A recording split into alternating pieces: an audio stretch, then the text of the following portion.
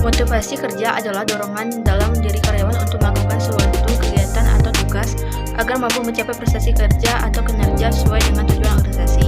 Motivasi kerja dapat diartikan sebagai keinginan atau kebutuhan yang melatar belakangi seseorang sehingga ia terdorong untuk bekerja.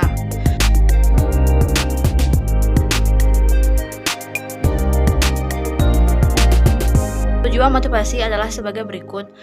1. Meningkatkan moral dan kepuasan kerja karyawan. 2. Meningkatkan produktivitas kerja karyawan. 3. Mempertahankan loyalitas dan kestabilan karyawan perusahaan. 4. Meningkatkan 5. Mempertinggi rasa tanggung jawab karyawan terhadap tugas-tugasnya. 6. Menciptakan suasana dan hubungan kerja yang baik. 7. Meningkatkan kreativitas dan partisipasi. 8. Meningkatkan kesejahteraan karyawan.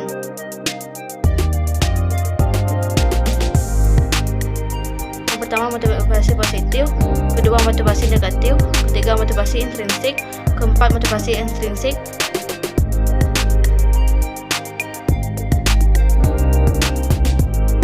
Terdapat dua metode dalam motivasi, yaitu motivasi langsung (direct motivation) dan motivasi tidak langsung, yaitu motivasi yang diberikan hanya merupakan fasilitas. Yang paling utama dalam proses motivasi adalah mengetahui keinginan karyawan dan tidak hanya melihat dari sudut kepentingan pimpinan atau perusahaan saja. Selanjutnya, melakukan komunikasi yang efektif. Dalam proses motivasi harus dilakukan komunikasi yang baik dengan bawahan. Bawahan harus mengetahui apa yang akan diperolehnya dan syarat apa saja yang harus dipenuhinya supaya insentif tersebut diperolehnya. Selanjutnya, dengan melakukan integrasi tujuan. Proses motivasi perlu untuk menyatukan tujuan organisasi dan tujuan kepentingan karyawan. Tujuan organisasi adalah needs kompleks, yaitu untuk memperoleh laba serta perluasan perusahaan. Sedangkan tujuan individu karyawan ialah pemenuhan kebutuhan dan kepuasan. Jadi, tujuan organisasi dan tujuan karyawan harus disatukan, dan untuk itu penting adanya penyesuaian motivasi. Selanjutnya, memberikan fasilitas. Manajer penting untuk memberikan bantuan fasilitas kepada organisasi dan individu karyawan yang akan mendukung kelancaran pelaksanaan pekerjaan, seperti memberikan bantuan kendaraan kepada salesman. Dikenal ada 3 macam model pendekatan untuk mengembangkan motivasi, yaitu yang pertama, model tradisional, yang kedua, model hubungan manusia, human relation model, yang ketiga, model sumber daya manusia. Proses motivasi. Teori motivasi dikelompokkan atas teori kepuasan, konten teori, teori proses, proses teori, teori pengukuhan, reinforcement teori. Kepuasan kerja merupakan sesuatu yang sangat sulit diukur, yang bersifat subjektif, karena setiap orang selalu mempunyai keinginan-keinginan yang ingin dipenuhi. Namun, setelah terpenuhi, muncul lagi keinginan-keinginan lainnya. Seakan-akan manusia itu tidak mempunyai rasa puas, dan setiap pegawai mempunyai kriteria sendiri yang menyatakan bahwa dirinya telah puas. Faktor-faktor yang mempengaruhi kepuasan kerja. Yang pertama, kondisi kerja. Kedua, peraturan, budaya, serta karakteristik yang ada dalam organisasi tersebut. Ketiga, kompensasi dari pekerjaannya yang seimbang dengan pekerjaan yang telah dilakukan. Keempat, efisiensi kerja. Kelima, peluang promosi. Dan yang keenam, rekan kerja atau partner kerja. Aspek-aspek kepuasan kerja. 1. Kerja yang secara mental menantang. 2. Ganjaran yang pantas. 3. Kondisi kerja yang mendukung. 4. Rekan kerja yang mendukung. Dan 5. Kesesuaian kepribadian dengan pekerjaan. Ada beberapa cara untuk mengukur kepuasan kerja. 1. Pengukuran kepuasan kerja dengan skala Job Description Index. Pengukuran kepuasan kerja dengan Main Satisfaction Question. Pengukuran kepuasan kerja berdasarkan ekspresi wajah.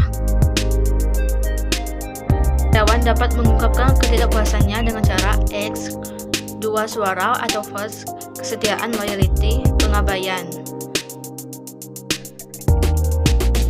Konflik adalah suatu pertentangan yang terjadi antara apa yang diharapkan oleh seseorang terhadap dirinya, orang lain, organisasi, dengan kenyataan apa yang diharapkannya. Penyebab konflik. 1. Komunikasi. 2. Struktur. Dan 3. Pribadi. Bentuk konflik struktural. 1. Konflik hierarki, konflik fungsional, konflik lini stau, dan konflik formal informal. Penyebab terjadinya konflik kerja: 1. Koordinasi kerja yang tidak dilakukan atau ketergantungan dalam pelaksanaan tugas. 2. Tugas yang tidak jelas atau tidak ada deskripsi jabatan. 3. Perbedaan dalam otorisasi pekerjaan. Perbedaan dalam memahami tujuan organisasi. 5. Perbedaan persepsi. 6. Sistem kompensasi insentif reward. Dan 7. Strategi permotivasian yang tidak tepat.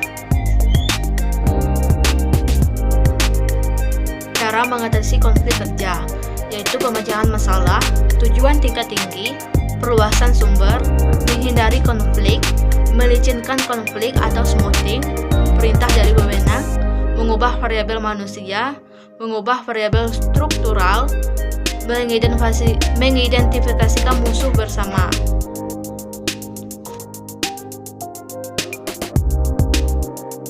Faktor penyebab konflik: perbedaan individu, perbedaan latar belakang kebudayaan, perbedaan kepentingan antara individu atau kelompok, perubahan-perubahan nilai yang cepat dan mendadak dalam masyarakat.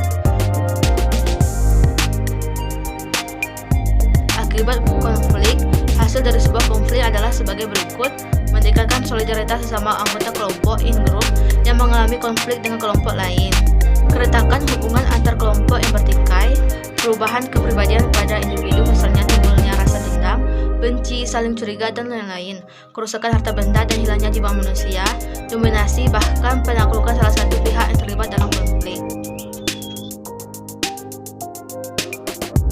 Stres kerja adalah perasaan tertekan yang dialami karyawan dalam menghadapi pekerjaan. Stres kerja ini tampak dari simptom antara lain emosi tidak stabil, perasaan tidak tenang, suka menyendiri, sulit tidur, merokok yang berlebihan, tidak bisa rileks, cemas, tegang, gugup.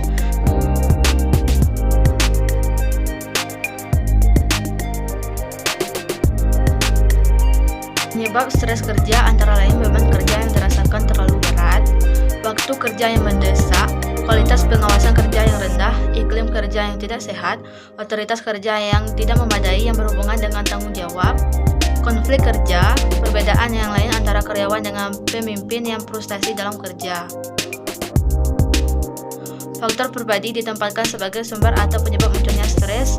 Secara umum dikelompokkan sebagai berikut: 1. Tingkat individual, 2. Tingkat kelompok, 3. Tingkat organisasi, dan 4. ekstraorganisasional.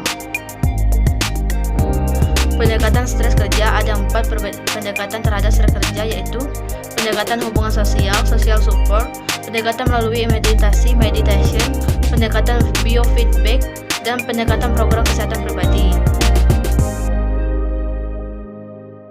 Cara mengatasi stres kerja yaitu dengan pola sehat, pola harmonis, dan pola patologis.